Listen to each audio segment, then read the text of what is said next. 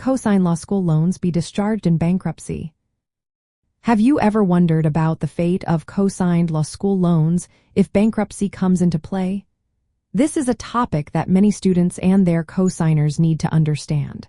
When it comes to student loans, including those for law school, the rules can be quite complicated. Cosigned law school loans are not automatically discharged in bankruptcy. Unlike most unsecured debts, student loans requiring a special legal action to be discharged. This action is called an adversary proceeding.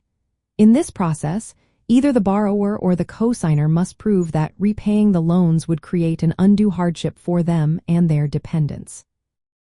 To meet the undue hardship standard, 3 main points must be established. First, the borrower must show that they cannot maintain a minimal standard of living if they are required to repay the loan.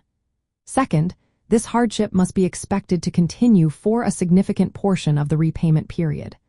Lastly, the borrower must demonstrate that they have made a good faith effort to repay the loans. This standard applies to both federal and private student loans, including those that are cosigned. For cosigners, the situation is even more challenging. If the primary borrower files for bankruptcy and successfully discharges their obligation, the cosigner remains fully responsible for the loan. The cosigner's obligation does not disappear unless they also file for bankruptcy and meet the same undue hardship test. If the cosigner is not married to the borrower, they must file separately to seek relief. It is also important to note that while bankruptcy may not directly affect the cosigner's credit score, the financial risk remains. This means that relying on bankruptcy to eliminate cosigned student loan debt is uncertain and involves a legal process beyond a standard bankruptcy filing. For law school students and their cosigners, this highlights the importance of understanding the implications of cosigned loans.